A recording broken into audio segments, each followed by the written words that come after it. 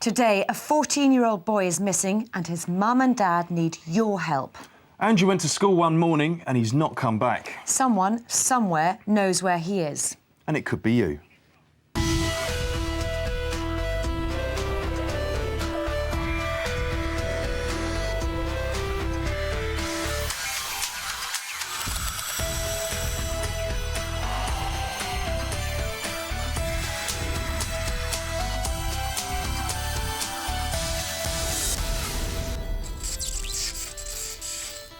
This is Missing Live. For the next 4 weeks, over 100 families will be asking for your help to find just some of the 200,000 people reported missing in the UK every year. And if you've got any information on any of the cases we feature, the police and the charity Missing People are here live every day. And you really can make a difference. The family of Alex Morris thought they'd never see their brother again, but in half an hour he'll join them here in the studio. Sir Bob Geldof will also be here to explain how a new invention can help when children disappear. It's exactly the kind of technology that could have helped the parents of one schoolboy from Doncaster who's now been missing for over 7 months.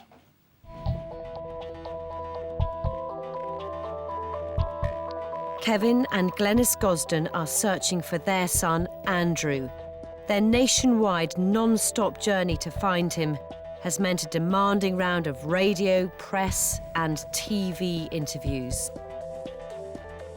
Andrew's only 14, but he looks even younger. He's a bright boy, good at school, but he's also very shy. He is good company, he is witty. He was just gentle and a pleasure to be around, really. You would normally find Andrew at some point every night or every day like this with his Xbox thing that I can't work, going click, click, click, click, click on the Xbox. This is a very normal posture for him.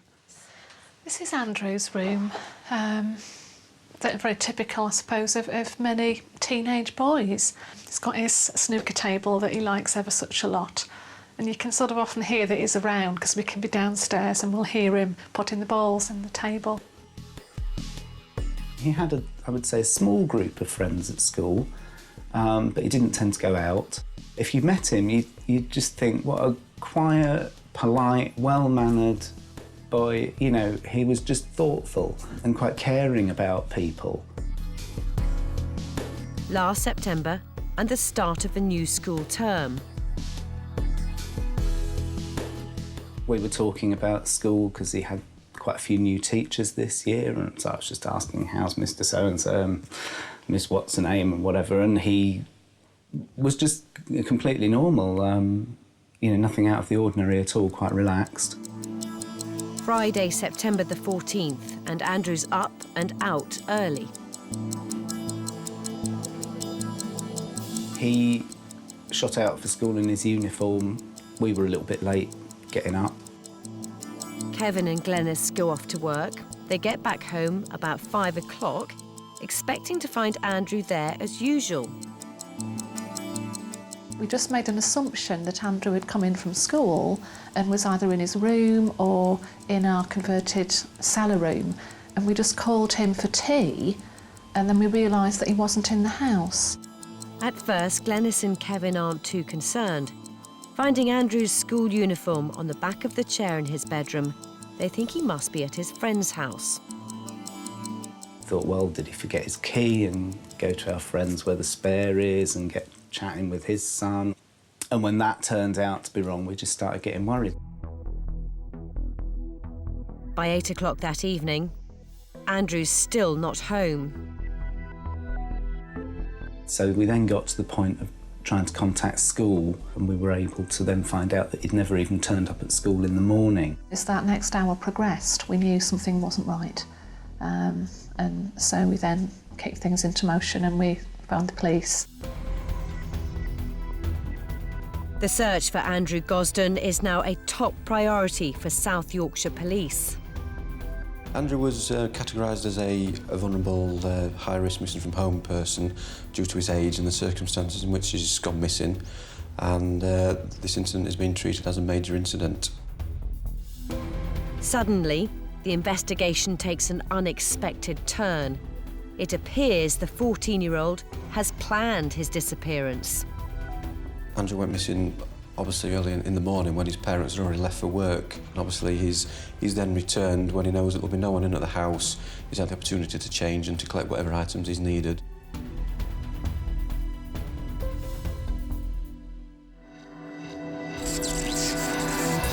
Later in the programme, the discovery that Andrew's bought a one-way ticket to London.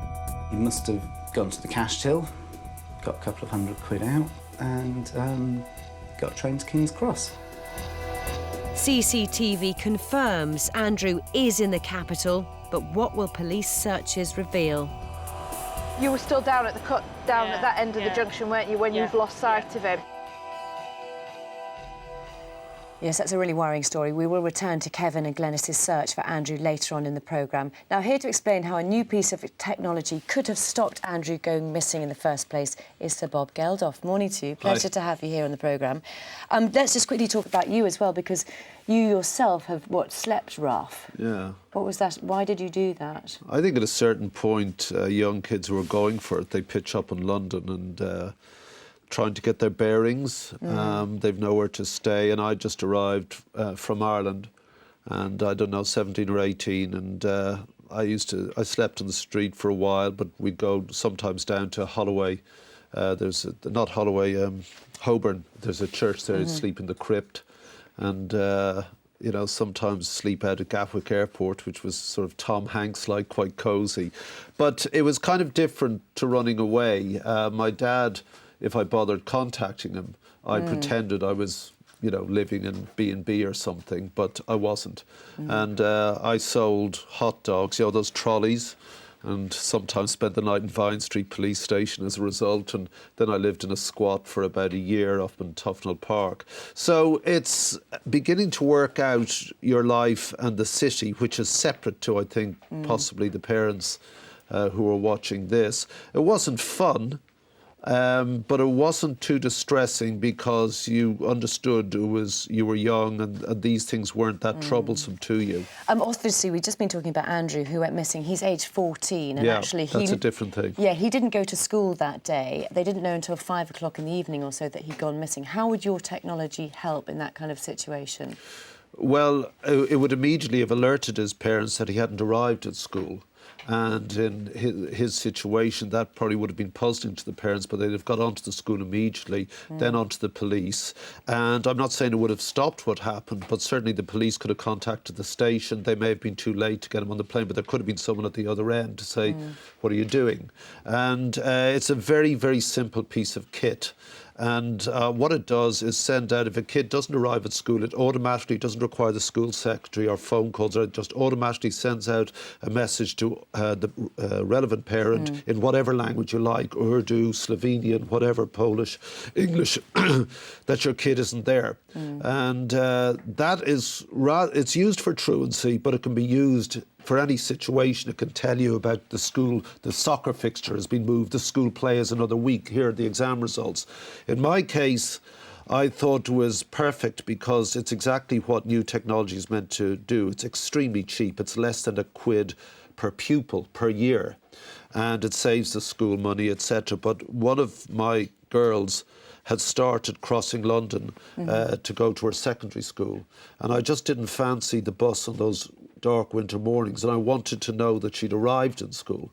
And that's what said, well, that fear must be present in most parents, and I thought that's a good thing to do. That's a good opportunity, but it's also a new thing that is bound to happen with schools, and at the moment it's in hundreds of schools. OK, very interesting. It's called Group Call, isn't it? We'll talk to you again a little bit later, but thanks very much. And also, if you've got any questions for Sir Bob, he's going to be here all during the programme this morning. But is your email working? It will be working. Missing.co... That'll be the day. I'm going to give it to him again. It's missing.live@bbc.co.uk, and it will be working. You can send him an email. And there's another case that needs your help. This time it's a young mother that's gone missing. Nadia Grant was staying with her mum in Stoke Newington in London, but on February the 2nd this year, she left the flat and hasn't been seen since. Nadia hasn't taken anything with her. She doesn't have a mobile and she's got no access to the money. This is Sergeant Dave Brewster from Hackney Police. Welcome. Tell us what's so scary about this whole case? When was Nadia last seen? Well, Nadia was living with her parents and her 2 young children, with her parents in Hackney. Following a disagreement at home, she walked out in order to cool off. The parents expected her to be back shortly afterwards, and no one's seen or heard from her since then. So what's so worrying about this case, then? Well, while we've got no specific information to suggest that she has come to any harm, we don't know what her state of mind was when she walked out that day. And with 2 young children still at home being cared for by their grandparents, we would have expected some sort of contact. Of course. Well, good luck with the appeal today. Thank you. Yes, if you know anything about Nadia's disappearance, please call Hackney Police on 0207 and the number is there. It's 275 3402. Normal call charges will apply. Remember, calls from mobiles will vary. We're hoping to have more on Nadia's story later in the week, and our email address is working for you as well. Now take a look at this T-shirt. Now try finding it in a crowd like this. It's a tough and time-consuming job for police, but now there's a new computer system that can automatically find that T-shirt and its owner from thousands of hours of CCTV, and we'll be putting that technology to the test later in the show. Now, if someone you know goes missing, all you long for is the day they return safe and well. But for one family, that reunion took 4 years. 36-year-old Alex Morris is the youngest in his family. Along with his brother and sister, he grew up in Maidenhead in Berkshire. Alex was like any normal child, boisterous, quite a handful, getting into trouble, as in like Dennis the Menace style trouble, not bad trouble. In my eyes, he was my baby brother, and he was the baby of the family. He was a very naughty little boy, but fun to be around. Used to go fishing, walking in the woods, used to take the dogs for long walks, just basic normal childhood. We were brought up in a happy family, happy environment. There were a few problems like all families have anyway, but my dad was the fun one. He was the funny one out of all of us. Alex's dad, Brian, is devoted to his 3 children. And his mum and dad are together for 40 years. When I first met him, he'd just come out of the RAF. Then we got married in 1967. He was a lovely man. And he loved the kids. I was very daddy's girl. Alec was very close to dad as well. They had their arguments, but deep down, you knew there was love there.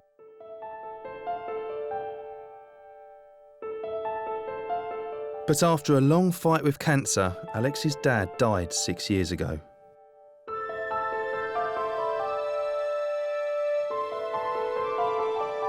That affected Alec really, really, really bad. I think it broke him down. He couldn't accept that he'd lost his dad, because he's a spitting image of my dad as far as I'm concerned. Everything he does is a reminder of my dad. Well, he always called his dad his best friend. So when his best friend died, that was it. He just went to pieces. Over the next year, Alex slowly withdraws from his family. He is clearly struggling to come to terms with the loss of his dad.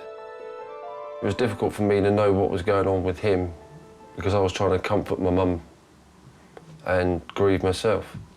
So it was difficult to understand what he was going through. He got married, and it wasn't a very happy marriage. He wasn't his happy self like he used to be when we were kids. I think everything got on top of him. He couldn't deal with the situation that he'd lost his daddy, so I think he had a nervous breakdown. Alex's family is extremely worried about him. Then in December 2003, things suddenly come to a head. We phoned Alexandra up just before Christmas Eve and asked if they're all coming for Christmas. And then a row or something happened on the phone, and he said, no, I can't make it this year. Later in the programme, no one is able to make contact with Alex. The months passed on and on and on, and it got to the stage where it was like I was worried because I didn't know he was dead, I didn't know he was alive. And we'll return to Alex's remarkable story later in the programme. Now, this is Ruth Mulrine from Missing People, and you're here taking calls live every day, aren't you? We are, yeah. We've got staff at the office every day, 24/7, taking calls.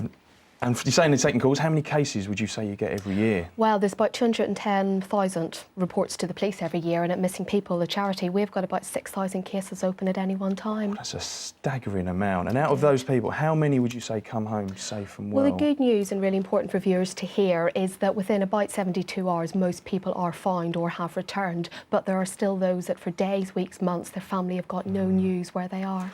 Well, fingers crossed we get lots of calls and emails today. Absolutely, thank you. Time now for another appeal, this time from Cheshire Police. They are extremely concerned about the safety of John Iverson.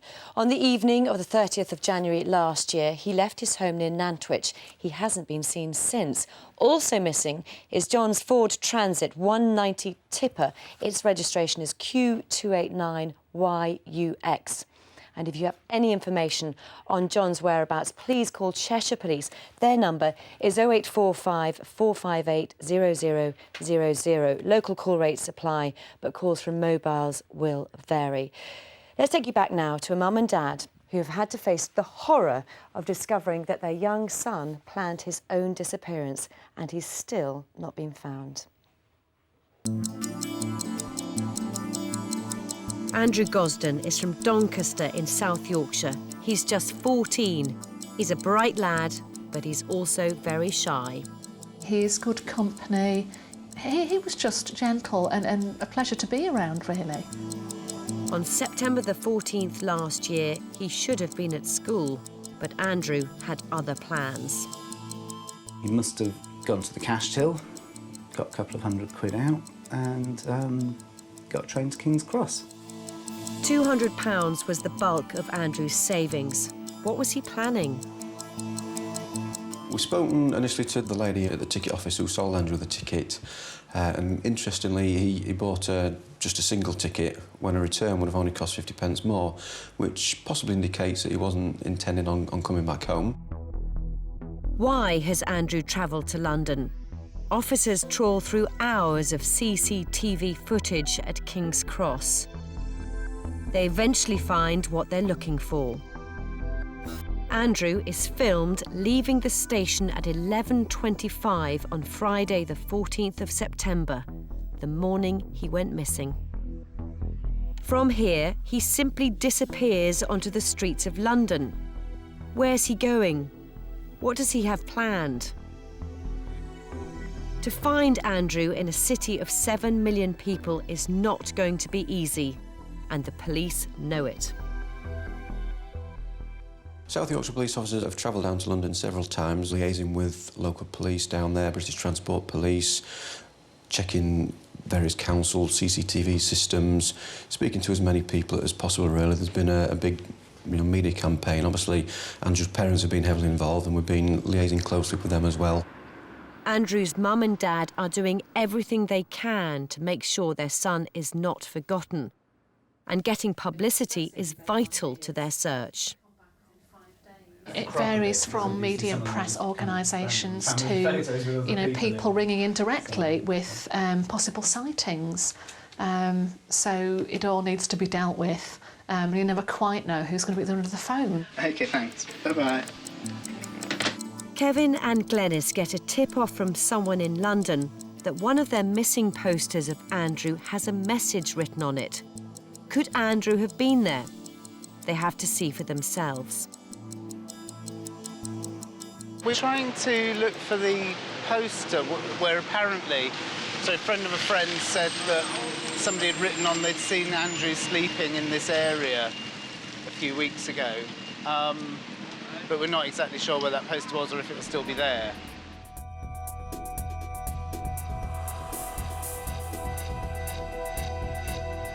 They've got these posters up in there, but they said none of their guys have seen anything that come in regularly.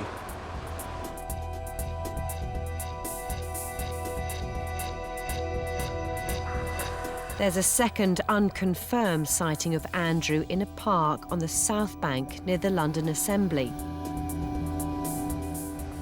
There was one sighting where somebody had seen him, they thought, when they were picking up their kids from school. just walking through 2 or 3 times. Kevin goes in to ask if anyone working there has seen Andrew. And they took us to an information desk, and they're hopefully going to be able to get it on their intranet within the offices, so that people that are working, coming and going from the building might be able to see it as well. So it's another one of those straws, perhaps, but, you know, another bit of the jigsaw, maybe. After 4 hours searching, Kevin and Glenys find the poster they're looking for. But it doesn't bring them any closer to their son. That's Glenys's writing. Yes. I must have been given that date as some possible information of when he was seen possibly sleeping rough here. But then, obviously, And someone's again- been past a month later, not known Glenys's handwriting. Yeah, and just told us that that was written on it. But it's stuck there, so that's good, because... Yes, it's still there. I mean, in a way, perhaps that indicates that he's not possibly come back to this area, Yes. even if it was him then. Yes. I don't know. It's been a disappointing day for Glenys and Kevin. All their leads have gone nowhere. There is, however, some positive news. Later in the programme, Glenys and Kevin make an urgent appeal on breakfast television. It results in dozens of calls. And could someone in central London have spotted their son? If this is the person, I might have seen somebody looking like him with 2 girls here When do you that think day. that was? Well, let's hope that is a positive lead. Now, do you remember this T-shirt? Can you spot it in this crowd? Searching for someone in a crowd is one of the most time-consuming jobs for police when they look for a missing person. So Bob Geldof is still with us here, but we're also joined by David. Now, his company claims to have developed a system that will automatically identify someone amongst hours of CCTV footage. David, this is fascinating, but what is it and how does it work? Well, basically what it does is to produce an automatic brain behind the automatic eyes. A lot of cameras are out there looking and looking and looking, great eyes, but what do they see and what do they know? Because the cameras can't actually think or interpret. Now, I think we've had some footage that you've treated. I think if we can get it up now and just tell us what's happened there. We can see quite a busy street there. Yes, you went out with a camera and just took random shots of a crowd, and there's one of your staff wearing a T-shirt. A little purple box that I hope viewers can see round it is our technology identifying it and saying, yeah, there he is, that's the guy. And when we saw Andrew Gosden earlier on with that very distinctive T-shirt, if we could have caught him at King's Cross, we could have traced him all over town looking at CCTV footage. So this system could really be used quite handy for that actual example that Well, that we we've just rather seen, think haven't it could. We'd like to think of the eyes of the community in those CCTV cameras and worried parents and loved ones looking for somebody, but they can't look themselves. It takes a lot of police time to look. And here's a computer way of doing it for them. And how many hours, police hours, would you say that your system could potentially save? Oh, I don't want to advertise, Ralph, but I think it could save a lot of time. So, Bob, I'm hearing we're already getting lots of calls in about group call already, and that's something that can save a lot of time as well, isn't it? Getting information out straight away. It's the same thing. I mean, it's a sort of technological response to something that is distressing. And these things are available now and almost at a cost-free basis. And, you know, we're in hundreds of schools at the moment. There's something that happened a couple of years ago, which was awful.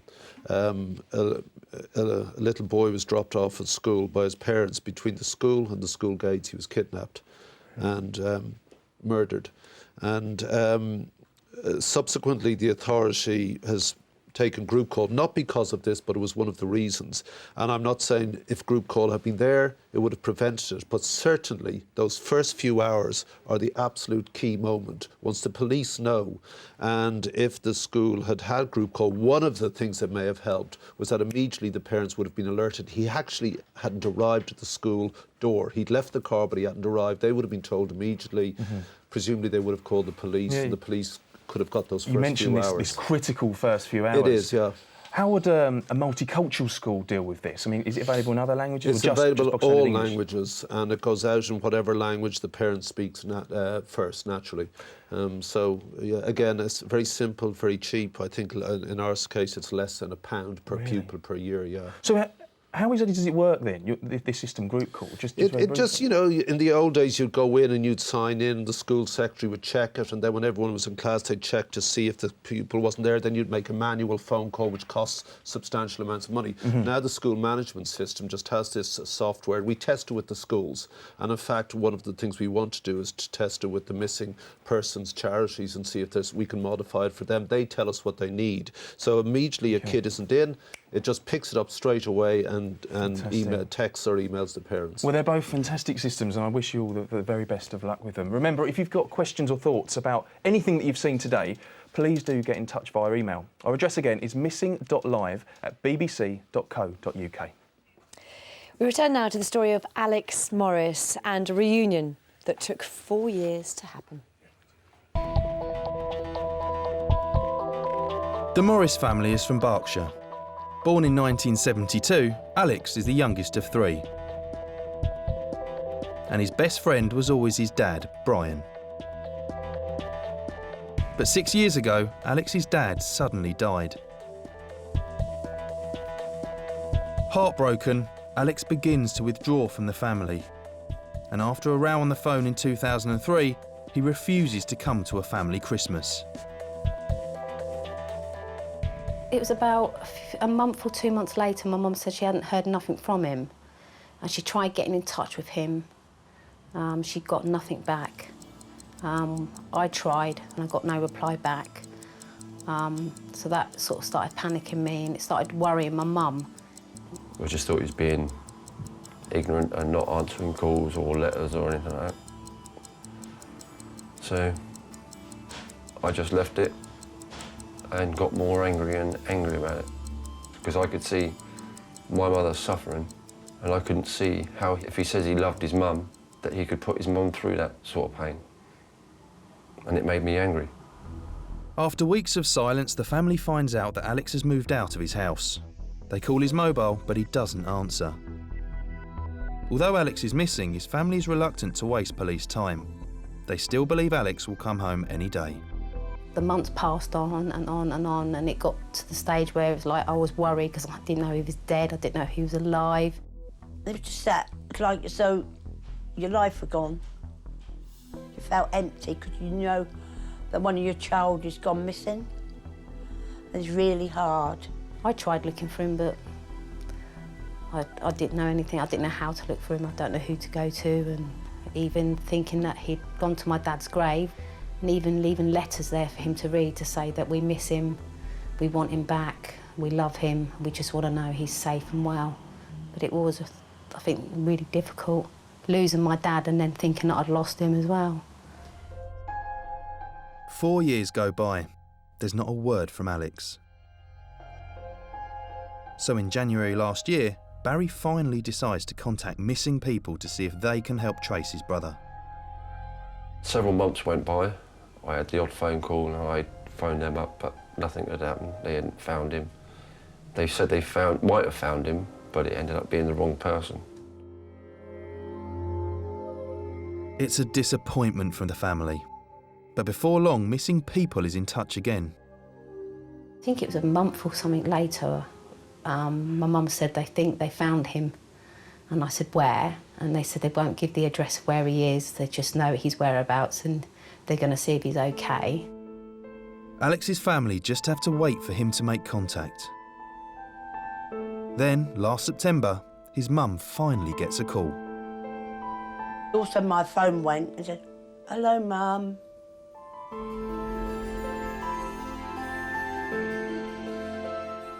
I wanted to cry, but I couldn't cry. It felt a massive relief to have my little brother back. You know, like the little kid that I remember running around in his nappy and running after me all the place, wanting to play with me all the time.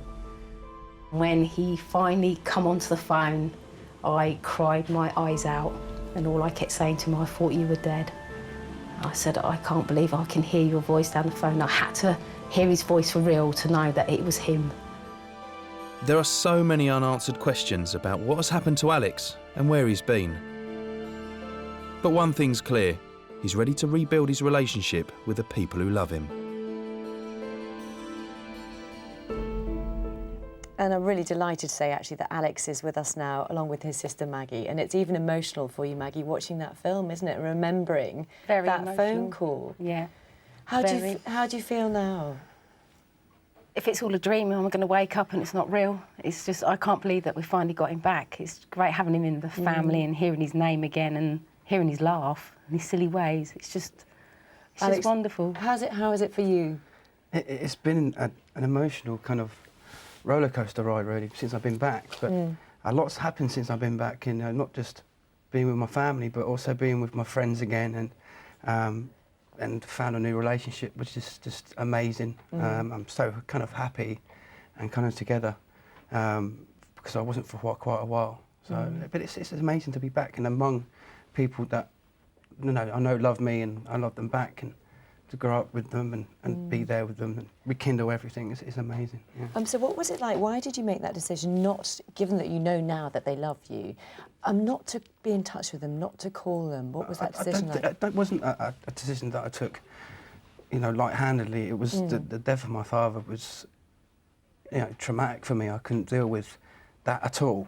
And being in a marriage that wasn't very successful, also hearing a lot of rumours surrounding that, the fact my family never wanted to see me again, didn't want to know me again.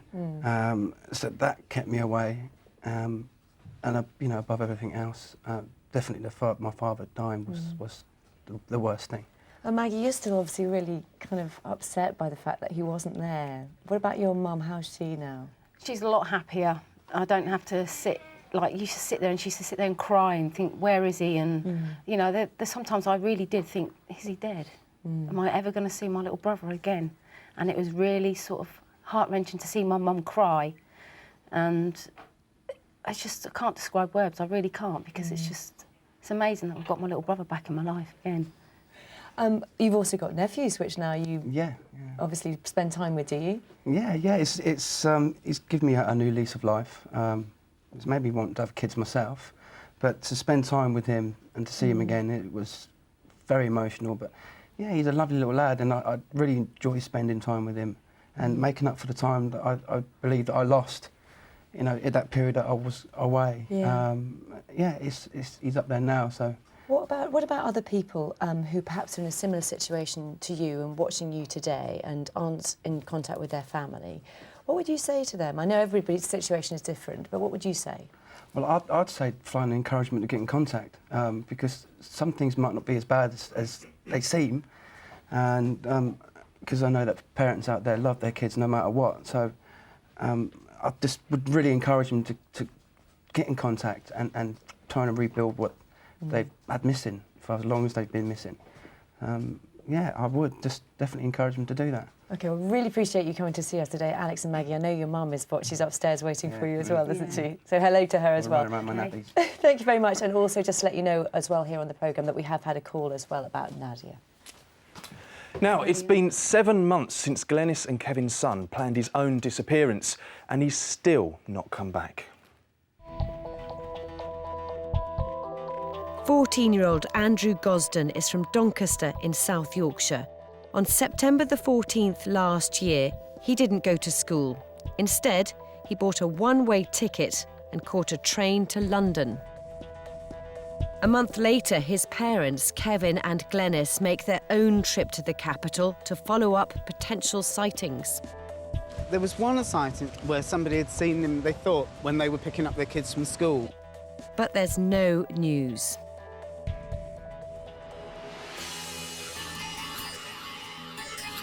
They're about to get the chance to appeal for help live on breakfast television. Now, it's estimated that as many as 100,000 children go missing every year. Andrew Gosden is just one such boy. The pressure is starting to show. For Andrew's parents, the search seems endless. We've just got a chance to stress to the public that to act immediately if they think they've seen him in the street. We do a lot of interviews and it's repetitive, so you start wondering which bits if I left it, if I missed out something important for information and so on. But I was glad they got the helpline number on the screen at the end. I think that's really useful. So. What Kevin doesn't know is that back in South Yorkshire, a call has come in that could give the police a breakthrough in their investigation.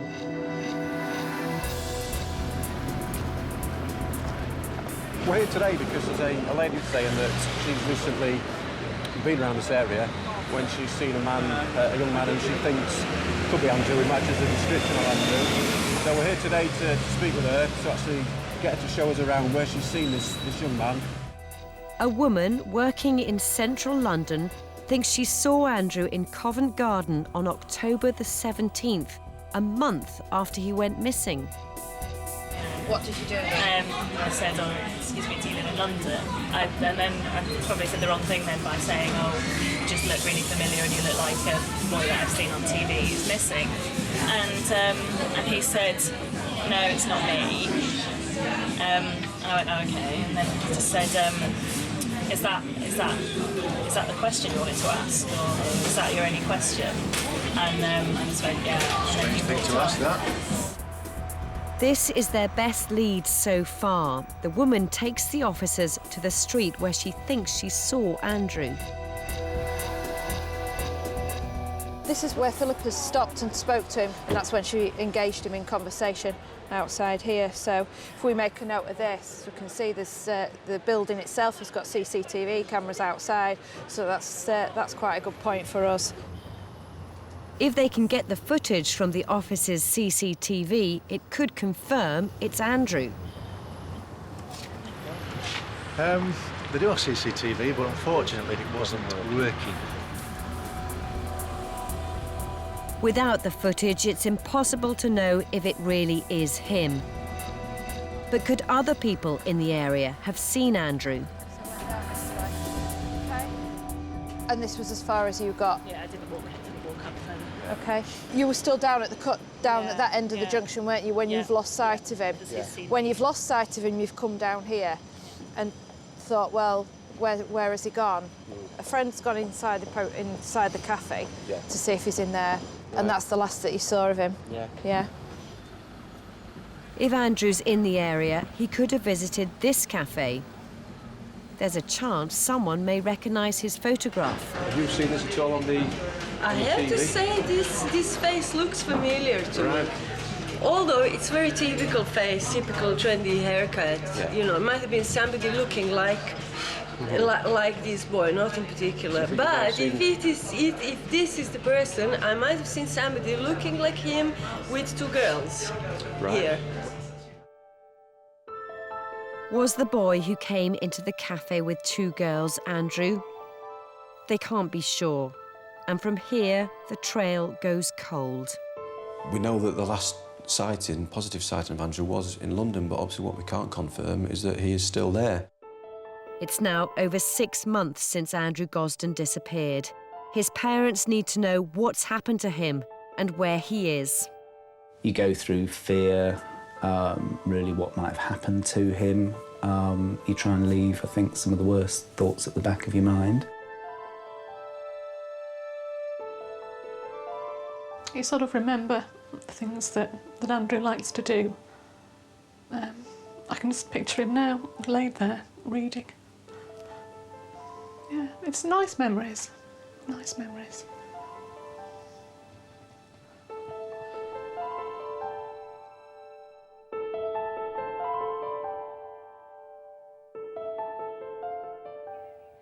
Yes, if you have seen Andrew, anything about his disappearance, please call missing people on 0500 700 700. All calls are free and confidential, but mobile charges will vary.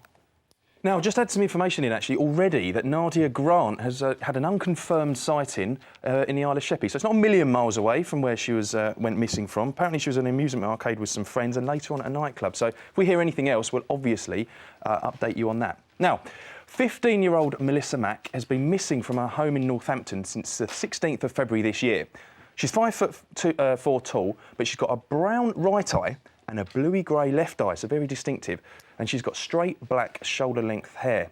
Now, when she was last seen, Melissa was wearing a black parka and black jeans. Now, there's great concern for her welfare. And if you've seen Melissa or have any news regarding her, then please call Missing People. The number's there right now on your screen. Now, as you saw a bit earlier, Sir Bob Geldof has been working to develop a system that might help stop children disappearing. We've had a few emails about it, actually. Yeah. Just a couple of questions. This is from S. Oakes in Bolton, who says, with this system that you've set up, what happens if the child then walks out of school after arriving in school? Does it tell you the child has actually disappeared? It's not a tagging system, but a teacher would know if the kid doesn't show up for class again, and immediately you could use group call again to alert the family. OK, also another one from Jonathan, Christie and James, and this is kind of on the practical side as well. They say they'd be interested in introducing the new technology in Australia. How do they go about it? Group call is beginning out in Western Australia. We have a couple of schools in New Zealand, and I saw another email earlier about America, and we're beginning to do it there too. So essentially something that started off as a truancy system, which cuts truancy a lot, up to 50% in individual schools, has become something more. And just watching this today, you just can't imagine what it's like for those people. And if this helps a little bit, I'm there. And there are those heart-stopping moments as a parent as well, aren't there? When you've got little children, you turn around and suddenly they're not there. Has that happened to you? In the park yesterday, I was just out for a walk with the missus, and there was this little fella, and he wandered off and lost. And you sort of panic as well. So a couple of people went looking for his mum, including me. We found her, and she'd just gone to the loo. But you go into a panic, the whole place does, and that's a light-hearted look of what these people are going through. It's awful, awful. And just group call generally, it's already in some schools, and what you're hoping to sort of roll out the system, It's in hundreds of schools at the moment, and the empirical figures, the actual proven figures in a lot of the authorities is that it's cut across the board truancy by 27% and in individual schools by 50%. So it does work, but it's been extended now into all sorts of areas to do with this sort of thing. And if it helps, it wasn't what we intended. It was what I had in mind when my lot started growing up and, you know, crossing town and public transport. It wasn't what we set out to do, but if it helps, I'm thrilled. Yeah, absolutely. And what about other people if they want to actually get it into their schools? Is it easy to do it? Well, we've got a lot of local businesses sponsoring it now. I mean, there's a Premiership site, no names, we're sponsoring it for their own local schools. And so you can do that, but it's fairly cost nothing. It's about 300 quid for a primary school. So if you want it, you can go groupcall.co.uk if you want to check it out and look at what it is and speak to Lawrence, and he'll drop along and stick it in your computer, whatever happens. I don't actually know what happens, it just, they do it. OK, well, thank you very much. Thanks very much for coming to talk to us here this morning as well. Welcome. Thank you. Thank you. Lots of people talking about it, more emails coming in now about group call. That's all we've got time for today. On tomorrow's programme, we'll have updates on all our appeals, plus the story of 2-year-old Catrice Lee. She was in a supermarket with her parents when she just disappeared. Her family need your help to find her. Also, we have the remarkable case of a man found on the streets of Oldham. He's lost his memory and literally doesn't know who he is. Perhaps you do. Can you help him find his past? That's it for today. If you've got any information on any of the cases we've featured, please do get in touch. Yes, please do. We'll be here back tomorrow. Goodbye for now. Sleep down.